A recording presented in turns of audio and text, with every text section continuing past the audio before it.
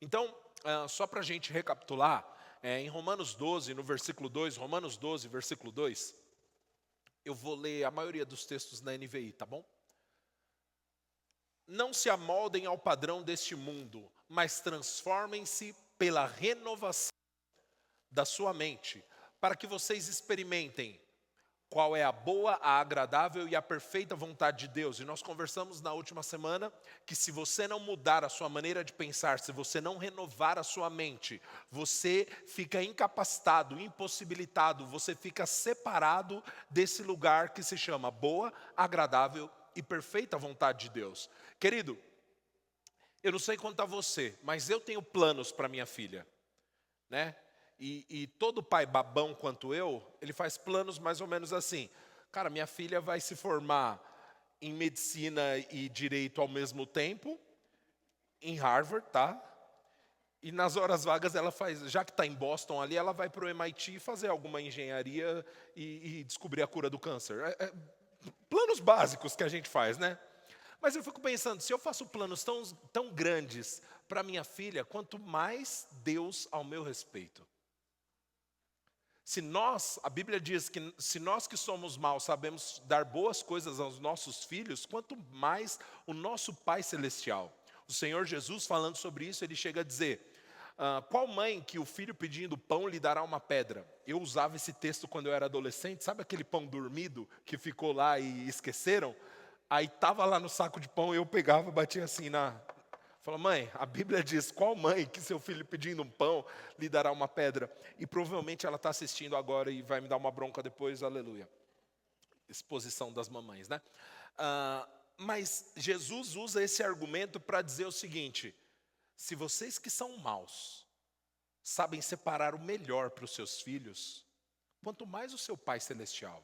Então Deus tem bons planos ao nosso respeito, amém?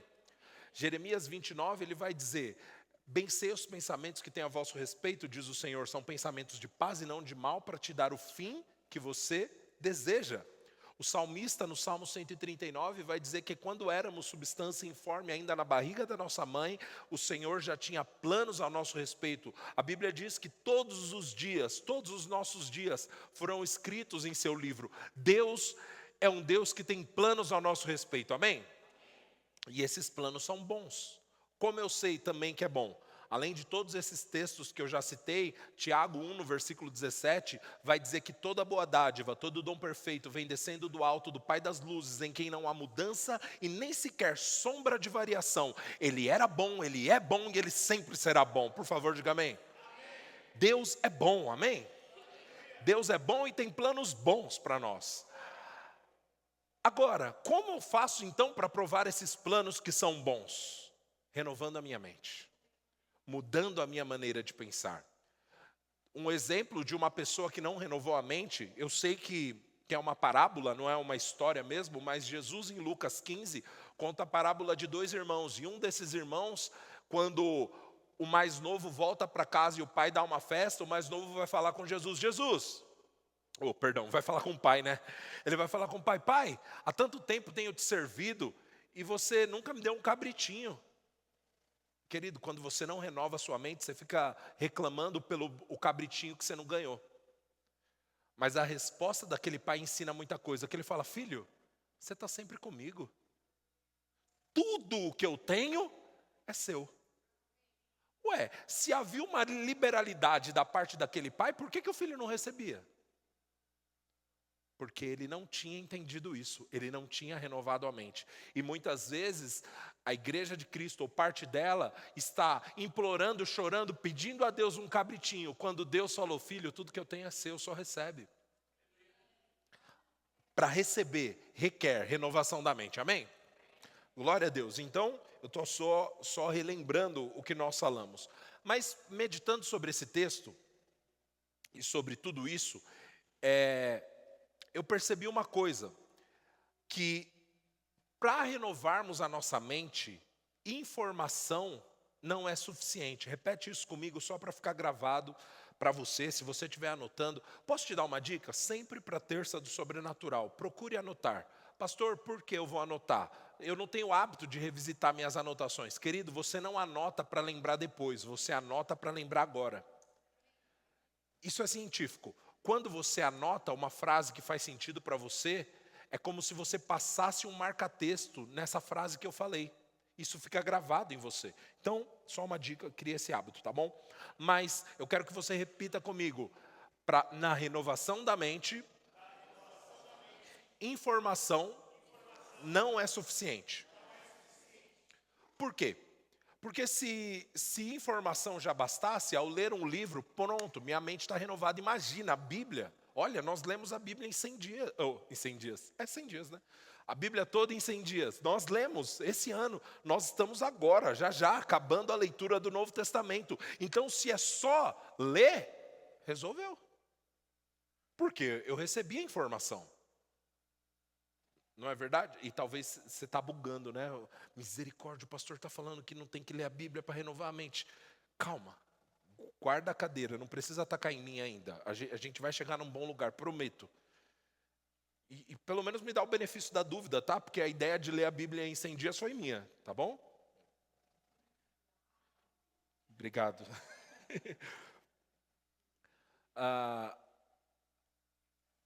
Por que informação não é suficiente? Porque a informação, ela tem o poder de ser colocada em nossa mente e ser tirada. A gente esquece da informação. Mas tem uma coisa que a gente não esquece: o que a gente vivenciou.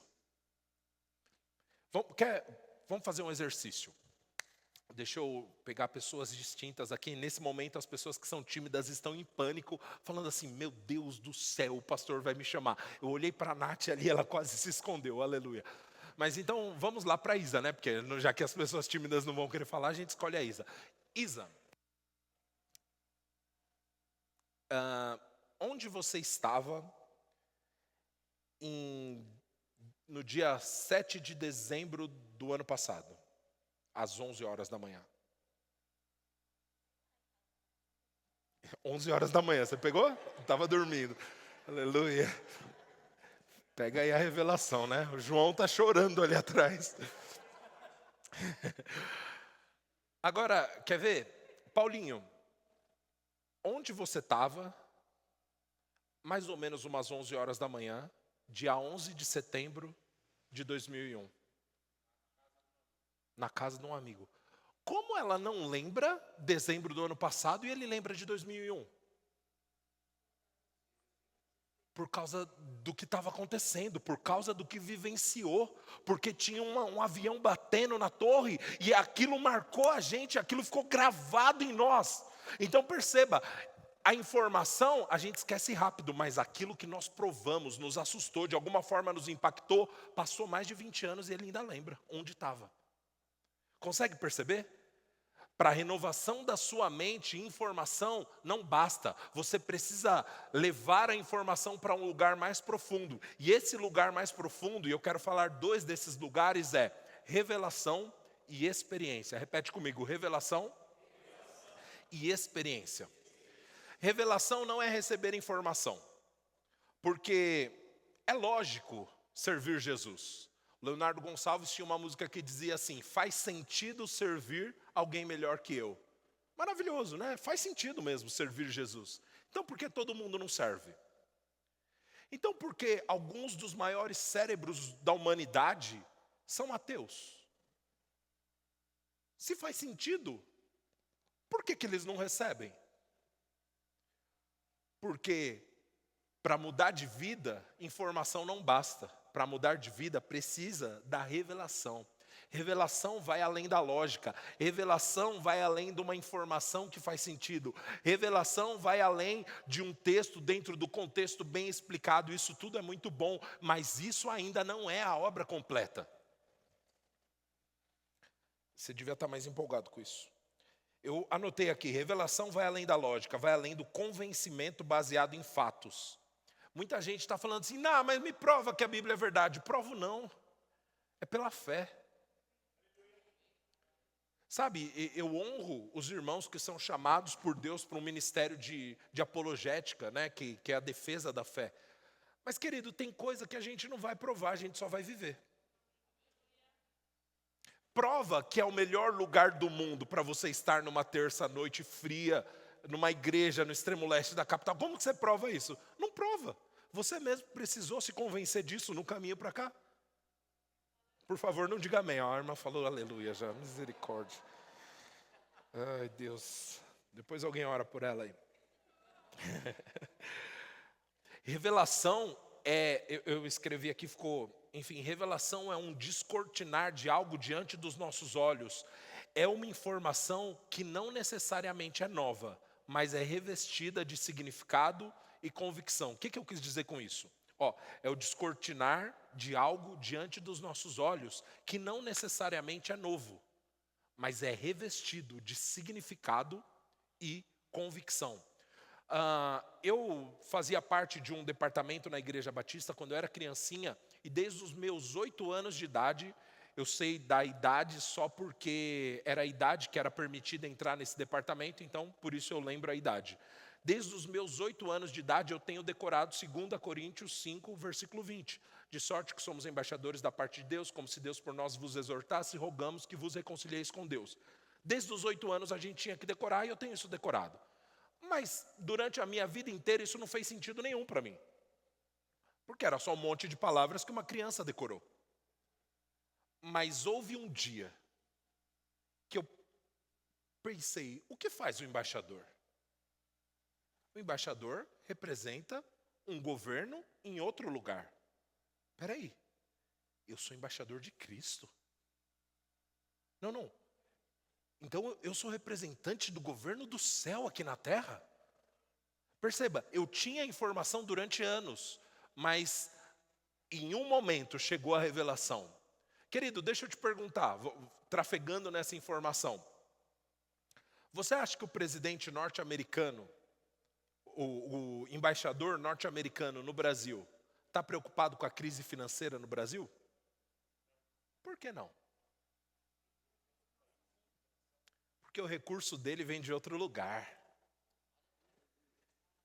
E como embaixador do céu, por que eu vou ficar preocupado? No meu país está tudo garantido, aleluia. O lugar que eu represento está resolvido, lá não tem crise. Glória a Deus. É isso que a revelação faz. Perceba, não era uma informação nova. Era uma informação que desde a minha infância eu tinha na minha mente. Mas um dia, aquela informação que não era nova foi revestida de significado e convicção. Amém? Eu lembro de um dia, lá na igreja de Vila Matilde, um rapaz que eu conheço, eu vou te contar o contexto desse rapaz, tá? Esse rapaz, ele se envolveu com drogas e tal, e eu lembro que a Estela fazia rema e ele era colega de turma da Estela. E eu lembro que uma vez eu fui buscar a Estela no rema e a gente encontrou esse rapaz na rua. Ele estava com tanta vergonha que ele colocou o capuz assim e atravessou para o outro lado da rua, porque ele viu a gente vindo de longe. Aí, para não constranger ele, ninguém falou nada, respeita, tranquilo. Então, perceba o nível de vergonha que ele estava de encontrar a gente. Mas eu lembro de um dia, num culto vazio. Um culto que tinha pouquíssimas pessoas. E assim, não era um culto que... Assim, pensa luz branca, um culto pouco provável, querido. E estava tocando aquela música do Jason Lee Jones lá, do Você Me Libertou, Tu És Bom, isso. E no final, ele fala, da música, ele fala assim, seu amor dura para sempre. É isso, tem essa frase, né? A gente conhece essa música. Eu lembro desse rapaz, ele deu pelo menos umas 6 voltas na igreja correndo e gritando assim, o amor dele dura para sempre. O amor dele dura para sempre. 6 voltas correndo na igreja. E a igreja toda estava com essa cara que você está. Tipo, querido, que coisa linda. Porque é só uma frase de uma música para você, mas para ele era esperança, para ele era a resposta de Deus, não era uma informação nova, mas era revelação, e agora ele pôde provar de uma nova medida do amor de Deus, tão simples, mas agora virou revelação. Consegue perceber a diferença entre revelação e informação? A informação ele já tinha, ele já sabia cantar música, mas naquele dia, Deus decidiu revelar a ele, aleluia, glória a Deus, porque se informação bastasse, o apóstolo Paulo teria chegado à conclusão que Jesus era Deus. Pensa comigo, o apóstolo Paulo, academicamente, era o cara. Sabe, criado aos pés de Gamaliel. A lista que ele dá lá em Filipenses 3, ele fala assim, ó, hebreu de hebreus, da tribo de Benjamim, quanto à lei fariseu, quanto ao zelo perseguidor da igreja. Lá em Gálatas ele vai dizer que ele se avantajava a todos da idade dele no país. Ou seja, no país dele não tinha ninguém do nível dele. Pensa nisso. Se era conhecimento por conhecimento, ele ia ter feito a conta e visto, Jesus é Deus. Mas o que mudou a vida de Paulo? Um dia, indo a caminho de Damasco, ele recebeu uma revelação. Pastor, então nós somos contra a informação? Não.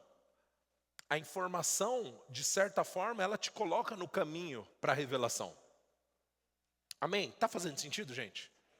Nós não somos contra a informação, é muito bom você pegar a informação, você receber a informação, você se encher da informação. Mas, meu irmão, você precisa da revelação. Glória a Deus, glória a Deus. E aí, o cara que era o perseguidor da igreja se torna o maior expoente do evangelho. Por conta de informação? Não, por conta de uma revelação. Jesus Cristo é o Senhor. Uau! Glória a Deus. Deixa eu dizer, querido, a revelação do Espírito Santo pode fazer em um dia o que anos de estudo não poderiam fazer. Por isso você não vai estudar? Errado, você vai estudar, querido, na esperança que o Senhor traga revelação acerca do que você está estudando. Amém? Glória a Deus, glória a Deus. Agora é importante eu dizer o seguinte, a revelação, ela não é uma conquista. A revelação não é uma medalha de honra ao mérito. A revelação não é você que fez por merecer. A revelação, ela é uma ação dada por Deus. Deus decidiu revelar a você. Por que eu quero dizer isso? Porque senão você vai ficar frustrado. A revelação, querido, sempre vem da parte de Deus, não é algo que você fez, é algo que Deus fez. Amém? Agora, fica tranquilo, porque Ele é o maior interessado. Deus sempre quer se revelar ao seu povo. Deus sempre quer se mostrar a você. Deus sempre quer revelar a você. Agora, a grande questão é se você decidir ficar na posição para receber essa revelação. Amém? Ele sempre quer. A pergunta é se você também quer. Amém? Glória a Deus. Glória a Deus. Até porque tem cristãos evangélicos que passam 12 horas, e eu não estou exagerando, 12 horas por dia estudando as Escrituras. Conhecem tudo das Escrituras, menos o Senhor delas. Isso é uma tristeza, porque são homens que amam o Senhor. Cara, ninguém fica debruçado 12 horas na frente de um livro se não amar o Senhor.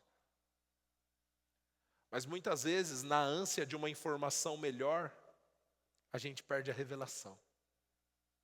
Tem muito cristão que não tem recebido revelação da parte de Deus porque se contentou com uma boa informação. Ô glória!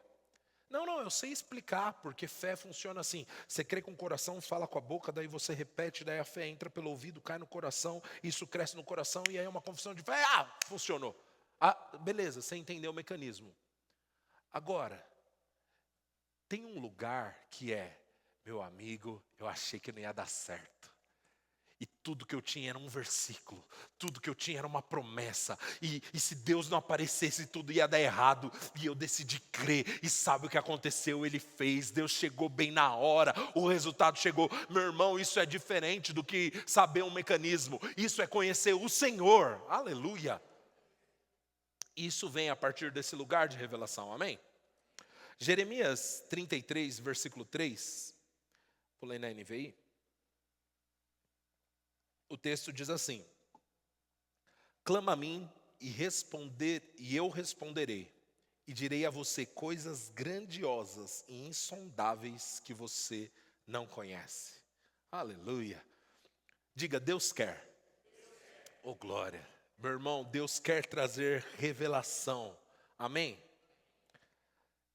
E ele diz: clama a mim, me procura, busca. Eu acho que esse texto tem versões que dizem assim: eu me deixarei ser achado por vocês. Uau!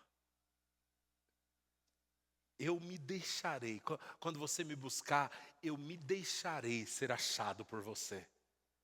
A minha expectativa, quando você busca, é de fato que você me encontre. Eu, o Senhor, decidi. Sabe, sua parte busca, porque eu vou me deixar ser encontrado por você. Glória a Deus.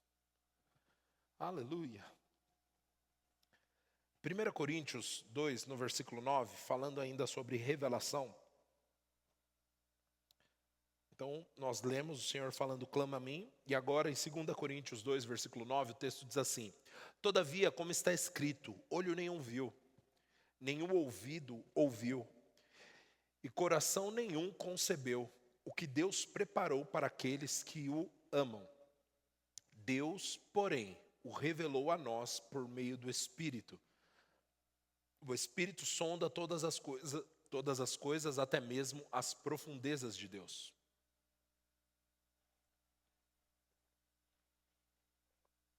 Então, o Senhor está falando, olho nenhum viu, ouvido nenhum ouviu, jamais penetrou em coração humano, porém, Deus nos revelou pelo seu Espírito.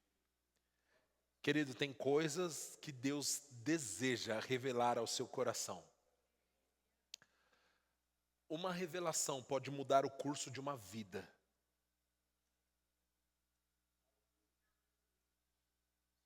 A revelação tem o poder de mudar o curso de uma vida. Nós precisamos ter fome disso, gente. Fazer o que o Senhor nos instruiu, clamar a Ele. Sabe o que você precisa, meu irmão? Você precisa dEle, de uma palavra dEle. A gente está fazendo a leitura do Novo Testamento, inclusive hoje é o dia 16, né? Eu não li ainda hoje, gente. Perdão pelo meu pecado, mas até a meia-noite é dia, né? Então, vai dar certo, vou ler. Mas, eu fiquei pensando, Jesus falando com aquele centurião, Jesus fala assim, olha, eu não vi uma fé desse tamanho nem mesmo em Israel. Eu estou lendo o Novo Testamento, dessa vez na NVI, né? E ele fala assim, eu não vi uma fé tamanha, eu nunca vi em Israel fé tamanha. Olha, Jesus ficou impressionado com a fé daquele homem. Mas que elemento especial tinha na fé daquele homem? Para quem não sabe a história, é um homem que chega para Jesus e fala, Jesus, meu servo está doente. Posso contar um fato engraçado, meio ridículo da minha infância? A risada eu acho que pode, né? Eu achava que o servo era negão. Por quê? Porque minha mãe ouvia um disco que falava assim, manda apenas uma palavra e o meu servo sarará. Eu lembrava da Sandra de Sá, sarará crioulo e tal. Desculpa, eu era criança, gente. Era a minha conclusão. Mas enfim, tinha aquele servo, que eu não sei a cor dele, e esse homem chega a Jesus e diz a Jesus, Jesus, meu servo é muito amado, muito estimado por mim, ele está doente. E Jesus fala, ok, vamos lá. E aí esse homem fala para Jesus, Jesus não precisa ir. Eu sou um homem que está sujeito a autoridades e eu tenho servos sob minha autoridade. E quando eu digo a um vai, ele vai. Quando eu digo a outro vem, ele vem. Jesus, manda só uma palavra, está resolvido.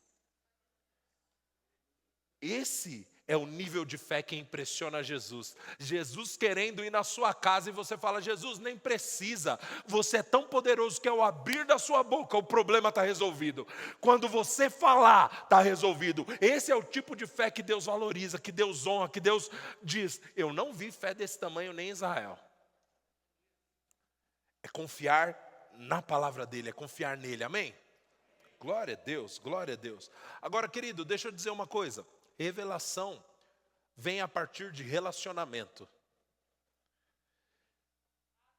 A Bíblia vai dizer no Salmo 27 que aqueles que temem ao Senhor, o Senhor revela os segredos do seu coração.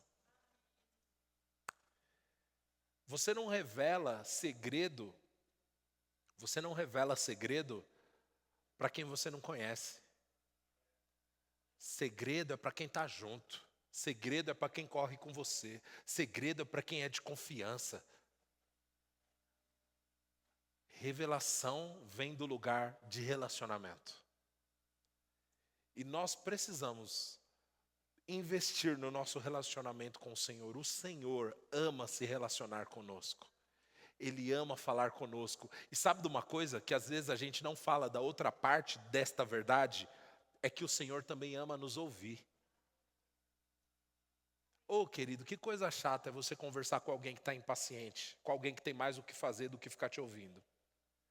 É muito ruim, né? Não sei quanto a você, eu interrompo o assunto na metade, depois eu concluo, vai lá. Porque é muito chato. Deus não é um Deus apressado, atarefado. Deus não é um Deus com a agenda cheia, que não tem tempo para você. A Bíblia fala que quando você fala, Ele inclina os seus ouvidos do céu para ouvir sua voz, meu irmão. Nosso Deus gosta de nos ouvir. Esses dias eu estava numa reunião muito importante, eu não tinha como sair dessa reunião. E a Catarina ela fica, papai, trabalhando. Dá para ouvir do lado de fora. E ela batendo assim, eu acho que uma hora a paciência dela esgotou. E ela ficou batendo na porta assim, papai, trabalhando. Abre, porta, papai, trabalhando, papai. E aquilo foi me dando uma agonia. E o pessoal estava falando, gente, calma aí. Aí eu abri a porta, ela veio para o meu colo. Que coisa boa. Aquilo me lembrou uma coisa, minha filha tem prioridade na minha agenda. Minha filha é prioridade para mim. O meu colo sempre está disponível para o meu bebê. Querido, nós precisamos dessa revelação. O colo do papai está disponível. Ele não está apressado, ele não está estressado, ele não está com a agenda cheia. Todas as vezes que você bater, ele vai abrir a porta para te atender. A Bíblia diz em Hebreus 4, a partir do versículo 14, que nós não temos um sumo sacerdote que não possa se compadecer das nossas fraquezas, mas ele nos deu acesso. No versículo 16, por favor, Hebreus 4,16.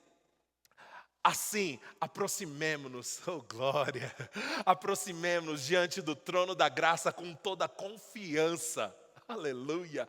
Nós temos direito a acessar o trono, aproximemo-nos do trono da graça com confiança, a fim de recebermos misericórdia e encontrarmos graça que nos ajude no momento de necessidade. Meu irmão, se você está enfrentando um momento, se você está enfrentando um momento de necessidade, não aceite a mentira do diabo que Deus está ocupado, que Deus está atarefado, que Deus está estressado. Não, você tem acesso, você pode chegar com confiança diante do trono dele, sabendo que você é prioridade na agenda dele. Você é tão prioridade na agenda dele, que o apóstolo Paulo em Romanos 8, ele vai dizer, diante dessas coisas, aquele que não poupou nem ao seu filho, antes o entregou por amor a nós, porventura não nos dará juntamente com ele todas as coisas. Aleluia! Que bênção, meu irmão, é saber que você é prioridade na agenda de alguém. Melhor do que isso, que bênção é saber que somos prioridade na agenda de Deus. Glória a Deus, aleluia. Transformação, renovação da mente. Então, o primeiro passo que eu falei é revelação. Revelação vai te colocar nesse lugar de renovar a mente. Só que a revelação, ela precisa nos levar para um outro lugar que se chama experiência. A revelação é um convite para experimentar. Querido, é uma bênção, é empolgante você estar aqui, você me ouvir falar gritando, cuspindo ali na Isa, esses versículos todos, e você fica empolgado, emocionado, aleluia, glória a Deus, e você é isso, eu tenho prioridade, eu tenho acesso ao colo do Pai, eu tenho acesso, glória a Deus, aleluia. Mas meu irmão, se você não prova, isso vai sumir, sua convicção vai esvaindo, se você não leva essa revelação para o lugar da experiência. A revelação, para que fique marcada no seu coração, precisa ser sucedida por experiência. Você recebe a revelação e agora você bota em prática a revelação. Amém? Glória a Deus. Eu anotei aqui que a experiência é colocar a revelação em prática. Repete isso comigo. A experiência é colocar a revelação em prática. Tem um autor que eu gosto muito que ele diz o seguinte: veja que renovar a mente não é meramente ler palavras em uma página e ter um momento de revelação sobre um versículo específico. Isso é considerado renovação da mente por muitas igrejas, mas na melhor das hipóteses, isso é apenas metade da equação. A renovação vem à medida em que a revelação leva você a ter uma nova experiência com Deus. Eu vou ler essa parte de novo. A revelação vem à medida que a renovação da mente vem à medida em que a revelação leva você a ter uma nova experiência com Deus. Saber que temos acesso a Deus é legal e isso pode cair no seu coração como revelação. Mas se você não usufruir desse acesso, não vai adiantar muita coisa. Queridos, todo crente, todo mundo que já nasceu de novo, entregou a vida para Jesus, que foi pelo menos um mês para a igreja, sabe, Deus está conosco. Amém? Antigamente a gente, Deus está aqui, aleluia. Música maravilhosa, né? Tão confortante, mas se vira só uma musiquinha antiga que a gente sabe, não renova. Agora, meu irmão, diferente disso é você acordar sabendo, Deus está comigo. Ele está aqui. Eu posso provar, Deus está presente. Deus está comigo. E aí você vai com a mesma ousadia do salmista Davi dizer o que ele disse: ainda que eu ande pelo vale da sombra da morte, não temerei mal nenhum. Por quê? Porque Ele está comigo. O autor de Hebreus ele vai dizer: seja a vossa vida destituída de avareza, mas contentem-se com o fato de Deus ter dito: nunca te deixarei, jamais te abandonarei. Essa é a convicção que nós precisamos ter, mas perceba, a revelação precisa se transformar em experiência, para que a sua mente seja renovada.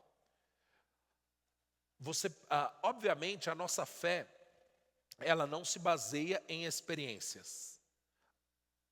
A nossa fé se baseia nas Sagradas Escrituras, amém? Mas a nossa fé deve produzir experiências. Uma fé efetiva, ela não tem como coluna, como sustento, como alicerce, uma experiência. Mas a fé é o que produz experiência. Sabe, eu poderia citar inúmeros testemunhos de vocês mesmos, meus, coisa que a gente está vivendo aqui. E você vai falar: rapaz, a fé funciona. Eu vi, eu provei e vi, funciona. Eu criei no Senhor, eu tive experiência, eu provei, meu irmão.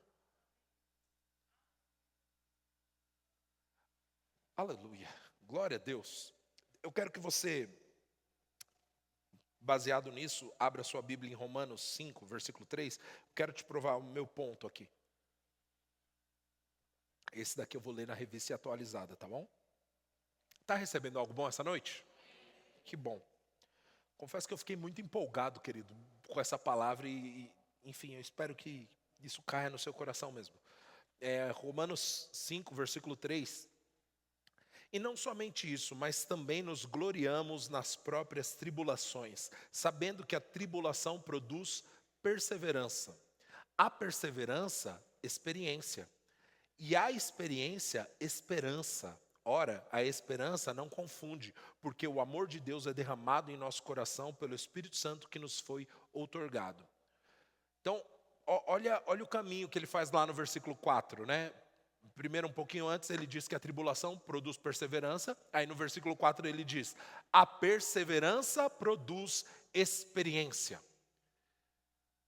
Quando você persevera em obedecer a palavra de Deus, você prova, aleluia, você tem experiência. Glória a Deus.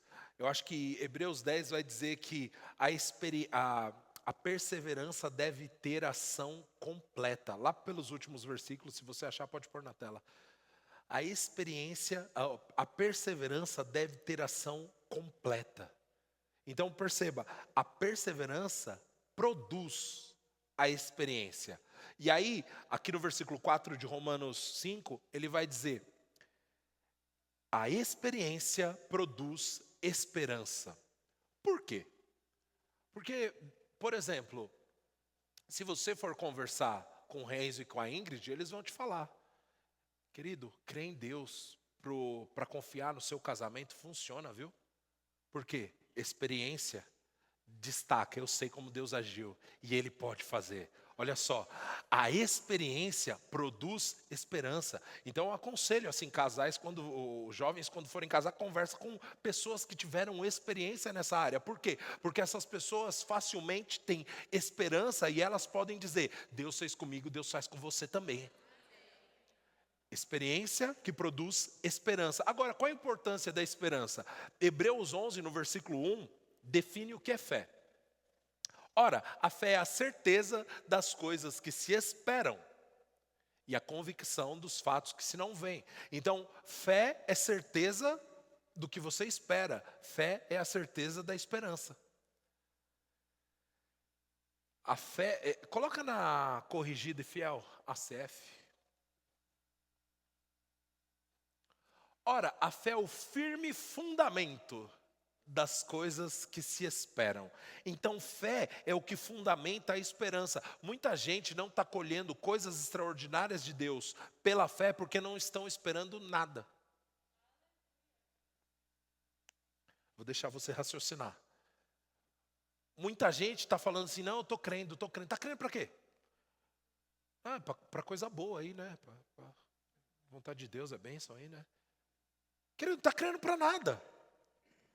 Fé que não é focada não é fé. É bons sentimentos, é tomara que dê certo, é qualquer outra coisa.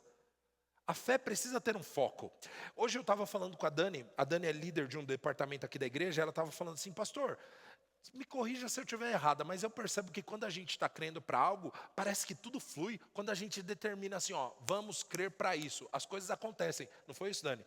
E eu falei: minha irmã, está completamente correta, é isso mesmo. Nós precisamos dar um alvo, um objetivo para a nossa fé, porque quando nós cremos para algo, meu irmão, tudo em nós, nosso foco coopera para aquilo.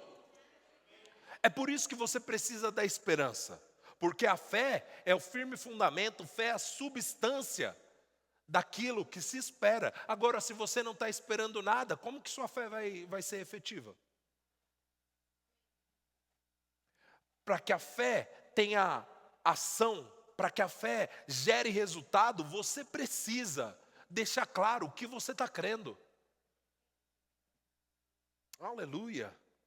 Querido, posso te dar um conselho? Defina focos para a sua fé. Defina objetivos, passos de fé. Às vezes, meu irmão, posso te dizer, só para treinar. Como assim, pastor? Só para treinar. Querido, eu demorei tantos anos para entender isso. E por favor, eu oro para que isso caia no seu coração. Eu nunca ouvi, demorou muito tempo para eu ouvir alguém pregando sobre isso, mas eu tinha essa impressão que eu precisava exercitar a minha fé. E eu lembro de uma ocasião que eu queria uma mochila executiva, né, uma mochila bonita tal. Porque eu ia nas reuniões com os clientes, era uma mochila terrível que eu usava, e eu ficava com vergonha. Em uma época eu ganhei uma boa comissão, eu falei: cara, eu posso comprar uma boa mochila. E eu falei: quer saber de uma coisa? Eu vou comprar não. Eu vou crer para uma mochila. Ai, pastor, mas será que Deus já providenciou dinheiro? Por que você não foi lá e comprou? Meu irmão, estou contando a minha experiência. Lembra que a sua fé não se baseia em experiência, mas a experiência é minha. Qual foi o meu entendimento? A Bíblia fala em Filipenses 4,19 que Ele supriria cada uma das nossas necessidades. No caso da igreja de Filipos, mas aplicando para nós, cada uma das necessidades. Deus está no negócio de suprir necessidades, por favor, diga amém. mochila para mim era uma necessidade. E eu tinha duas opções: prover para mim mesmo e falar, olha, eu tenho dinheiro, fui e comprei minha mochila, é isso. Ou eu vou crer no Senhor. E meu irmão, a mochila chegou. Eu criei e a mochila chegou. A partir daquele momento, a minha perseverança em crer no Senhor para uma mochila gerou uma experiência. E a experiência, ela gera esperança. Aleluia. E agora então, o Deus que provê mochila pode prover outra coisa. O Deus que provê mochila pode prover carro. E aí, então, agora eu tenho insumo e experiência para crer. Oh, glória. Querido, estabeleça objetivos para a sua fé, isso vai te ajudar. De verdade. Aleluia. Experiência produz esperança. Glória a Deus. Agora, eu quero ler um texto para você em Efésios 3, versículo 19. Pode colocar na NVT, por favor, Renzo. Efésios 3, 19. Só para... Meu Deus do céu, o tempo voa, né? Às vezes só para quem está pregando, né? Para quem tá ouvindo, fala, não, pastor, não está voando, não. Aleluia. O texto diz assim: que vocês experimentem esse amor, ainda que seja grande demais para ser inteiramente compreendido. Então vocês serão preenchidos com toda a plenitude de vida e poder que vem de Deus. Plenitude está restrita para quem experimenta. Você não vai viver a plenitude de Deus com base na sua lógica, no seu racional. Plenitude é para quem decidiu provar, experimentar, meu irmão. Eu estou fazendo o meu melhor para tentar provar para você que você precisa provar. A Bíblia diz, ó, provai e vede, o Senhor é bom.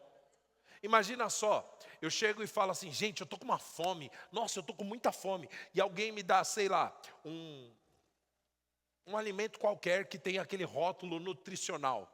E aí eu pego, que bom, deixa eu ler aqui. Tanto por cento de açúcar, tanto por cento de não sei o quê, tanto por cento de não sei o quê, tanto por cento de não sei o quê. Estou satisfeito. Isso não é uma insanidade? Por que a gente quer fazer isso com Deus? Ler esse rótulo deve me aguçar para falar, rapaz, eu vou comer isso daqui, vai me fazer ainda bem. Meu irmão, é agora que eu vou comer esse negócio. E se você é como eu não abro as coisas pelo lacre certinho, assim, eu explodo o pacote e come tudo e cai para todo lado. E é isso, meu irmão, porque quando você está com fome, deixa eu dizer uma coisa, talvez você fica se perguntando, ei, por que tem gente que fica gritando na igreja? Por que tem gente que corre na igreja? Por que tem gente que chora na igreja? Eu sou tão comportadinho. Meu amigo, quando você passa tempo com fome e te oferecem comida, você come de qualquer jeito. Então, por favor, respeite a fome dos outros. Meu irmão, se eu passar uma semana sem comer, eu não quero saber de garfo, de faca, eu não quero saber se está quente, está frio, eu vou comer, meu irmão. E tem gente que vem para a igreja com tanta fome, querido, com tanta fome, que essas pessoas não vão ligar para a etiqueta, elas vão se saciar do Senhor. Aleluia. Glória a Deus, nós precisamos, gente, provar dele. Glória a Deus, plenitude de Deus vem a partir do lugar de experiência, amém? Glória a Deus. Gente, eu vou acelerar muito aqui nessa reta final, me perdoem por isso, mas fica atento para você receber. Eu anotei aqui sobre 2 inimigos para a renovação da sua mente. Existem pelo menos 2 inimigos para a renovação da sua mente, que eu quero chamar de fermentos da mente. Por que fermento? Porque a Bíblia diz que um pouquinho de fermento leveda toda a massa. Um pouquinho dessas substâncias ruins que eu vou falar para você tem o poder de atrapalhar a renovação da sua mente. Amém? Marcos, capítulo 8, versículo 14.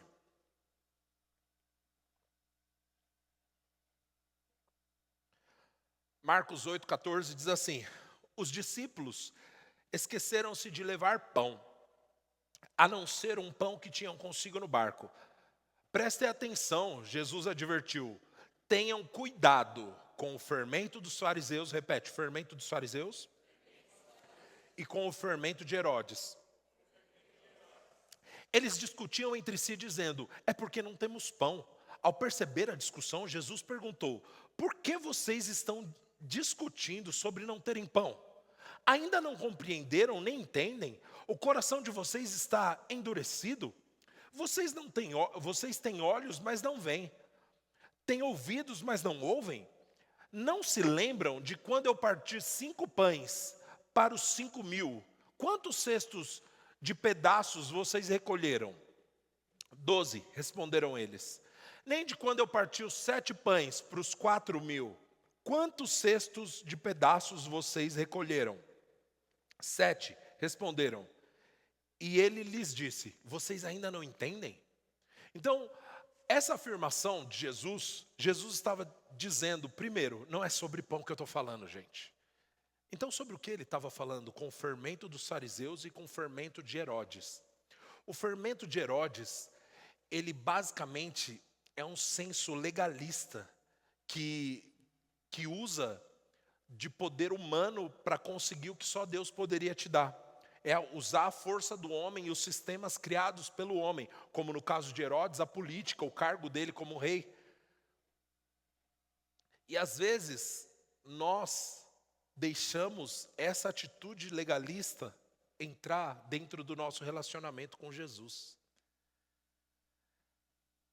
O fermento de Herodes exclui totalmente Deus da equação. A declaração de fé do fermento de Herodes é: Deus ajuda quem se ajuda. Não, eu que tenho que desenrolar, eu que tenho que fazer, porque, sabe, Deus não vai fazer por mim não. Querido, eu respeito e eu admiro, e tem um lugar para meritocracia, mas meu irmão, tem coisa que você nunca mereceu e Deus te deu do mesmo jeito. Teve tantas coisas que você não merecia, e Ele foi tão generoso, e misericordioso, e amoroso, e gracioso com você. Aleluia.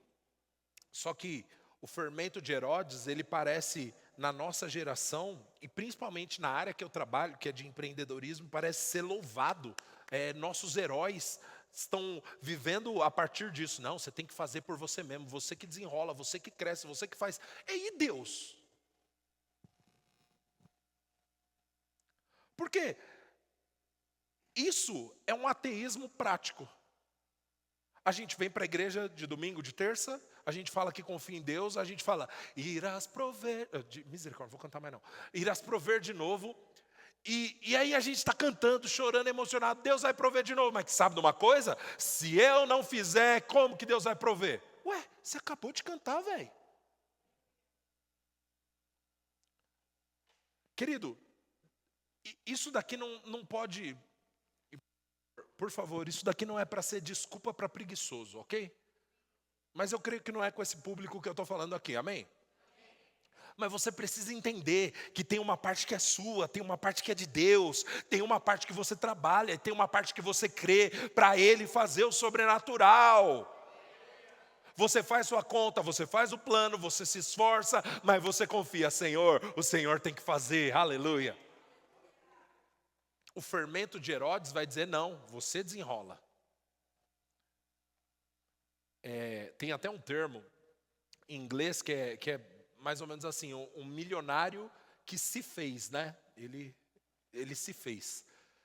Então, quer dizer, esse daí ficou milionário sozinho. A gente sabe que não foi tão sozinho, né? Querido, vamos lá, vamos ser sinceros. Talvez você não seja milionário ainda. A gente ora por você, não, brincadeira. Mas todos nós só estamos na posição que estamos porque alguém abriu a porta para a gente. Alguém viu valor em nós quando nós nem víamos, nós nem acreditávamos. Todos nós. Então, Deus sempre nos alcançou além da nossa capacidade. Deus sempre nos alcançou além do nosso merecimento. Amém? Só que o fermento de Herodes vai te tirar desse lugar. Você vai falar, não, eu que fiz. Trabalhei, rapaz. me esforcei, estudei. Estava todo mundo dormindo, e enquanto eles dormiam, eu trabalhava. Ai, que bonito. Só que a Bíblia diz que Deus dá aos seus amados enquanto dormem. Aleluia. Eu acho que eu inspiro algumas pessoas a receber de Deus, viu? Minhas pregações, elas têm esse dom assim de fazer os irmãos receberem. Glória a Deus. Tem eu anotei aqui que nessa ocasião do barco, né, que os discípulos estavam falando, ai, não tem pão. Aí, o que o fermento de Herodes faz nessa ocasião? Ele diz, olha, na próxima vez, então, vamos fazer uma lista para que nós nos lembremos de trazer o pão, porque você é a resposta para o seu próprio problema. Assuma a responsabilidade por si mesmo. Ninguém vence a não ser por esforço próprio. Fala aí, dá 3 posts de empreendedorismo, isso daqui que eu li, não dá não? Mas querido, só não é a verdade da palavra. Tem um montão de coisas, meu irmão, que até no meu trabalho, assim, eu não merecia mesmo. E Deus foi lá e fez. Por quê? Porque Ele é bom. Isso exclui a responsabilidade de eu melhorar a cada dia de modo algum. Ele é tão bom que eu quero melhorar para Ele. Mas essa precisa ser a motivação do meu coração. Porque a partir desse lugar do fermento de Herodes, você vai falar, então eu não posso pedir para Deus me ajudar, afinal, eu não sou o melhor na minha área de atuação. Então como que eu vou pedir para Deus, né? Infelizmente eu vou ter que ficar aqui sofrendo e aceitar esse sofrimento. Mentira do diabo! Meu irmão, você faz o seu melhor hoje e confia naquele que é todo poderoso para te ajudar. A Bíblia diz, entremos confiadamente diante do trono da graça para receber ajuda em ocasião oportuna. Existe ocasião que você fala, Senhor, eu me atrapalhei, eu fiz bobagem, mas Deus, eu preciso de ajuda e eu estou pedindo ao meu Pai de amor. E Deus fala, esse daí confia em mim, eu vou fazer, aleluia. Glória a Deus. Querido, mais uma vez, se você ouve uma ministração como essa e entende que isso é desculpa para vagabundagem, você precisa aceitar Jesus, de verdade. Não é sobre isso, meu irmão.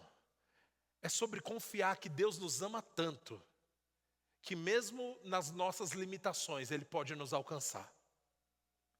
E aí, sabe o que a gente faz? A gente melhora. Sabe? Um testemunho pessoal. Sexta-feira agora eu vou ter uma conversa com o presidente de um banco. Pensa aí, presidente de banco. Eu não sei nem mensurar como que é a vida desses caras. Eu tive que mandar o convite, né, da reunião lá, da conversa. Tive que colocar e-mail de 5 secretárias. Velho, o cara tem 5 secretárias. Meu amigo, por que eu vou conversar com ele? Eu sei lá. Eu fui falar para ele assim, eu falei, olha, eu gostaria muito de conversar com o senhor. Ele, tá bom, André, pega meu WhatsApp aí.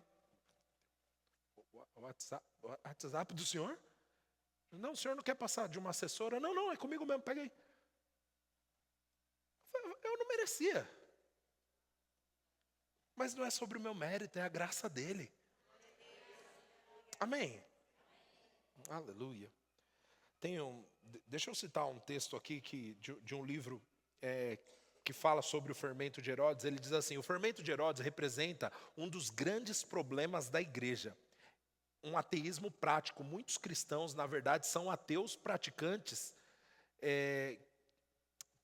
Muitos cristãos, na verdade, são ateus praticantes que desacreditam em um Deus ativo. Eles não diriam isso, nenhuma doutrina escrita de uma igreja declararia que Deus não existe. Mas muitos crentes enfrentam situações diariamente nas quais não colocam Deus em cena. Como Herodes, eles dizem que não existe intervenção divina na vida prática. Eles são cristãos professos, mas vivem exatamente como seus vizinhos ateus. Toda vez que se defrontam com um problema, eles não pensam em pedir conselho para Deus através de sua palavra ou convidar Deus para intervir na situação. Isso é o fermento de Herodes. O problema se apresenta e você fala, não, mas eu que tenho que resolver, eu que me meti no problema, como que eu vou pedir para Deus me ajudar agora? Parece bonito, né? Você acha que Deus vai fazer assim, bichinho, deixa eu ajudar, vai, que bonitinho. Falou, tá vendo, reconheceu. Não, querido, Deus não se move por dó, Deus se move por fé. A atitude certa é, Senhor, eu me meti no problema, eu reconheço que me meti no problema e eu te peço sabedoria para eu não me meter mais nesse problema. Mas, Pai, eu posso entrar confiadamente diante do trono da graça para hoje receber do Senhor ajuda. Senhor, me ajuda. Aleluia. E, querido, nós não entramos implorando para Ele para ver se a gente convence Ele. Ele disse, se você pedir algo de acordo com a minha vontade, é seu. Aleluia. Glória a Deus.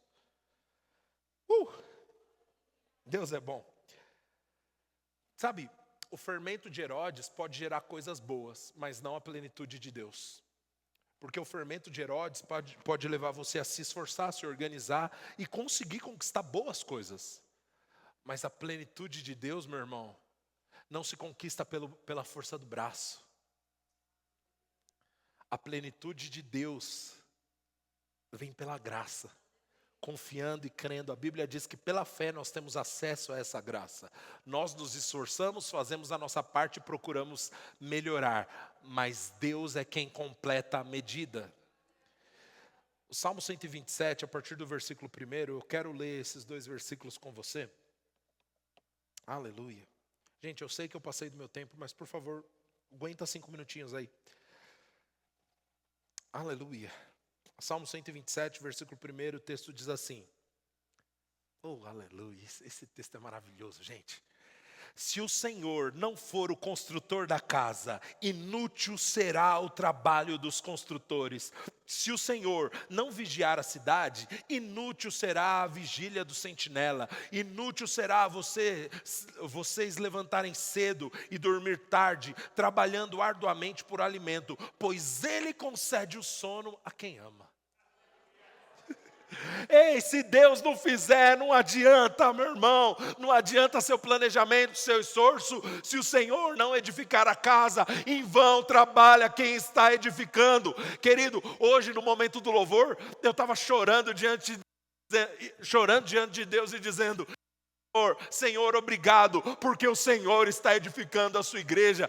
Meu irmão, Deus está edificando o Verbo Sapopemba. A gente se esforça, a gente planeja, a gente crê para algumas coisas, mas sabe quem está fazendo? É Ele. Sabe quem está fazendo? Não é a nossa estratégia, não é a nossa inteligência, não é nosso plano, é Deus que está edificando a casa dele, aleluia.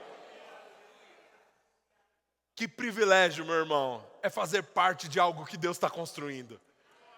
Meu irmão, isso me emociona, eu faço parte de algo tão grandioso que Deus está construindo. Que bênção, querido, é Deus nos chamar para ser cooperador dEle, aleluia.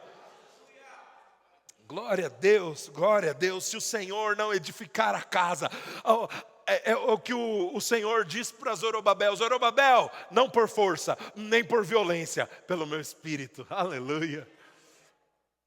Glória a Deus. Deus está fazendo coisas extraordinárias, amém? Para encerrar, gente, um outro inimigo da renovação da sua mente, eu prometo que eu vou encerrar agora, é o fermento dos fariseus. E eu vou ler para a gente ser rápido, tá? O fermento dos fariseus representa o sistema religioso. Ele abraça Deus na teoria, mas não na prática ou na experiência. O que isso quer dizer? O conceito de Deus é essencial para a mente farisaica, mas a experiência com Deus é completamente removida.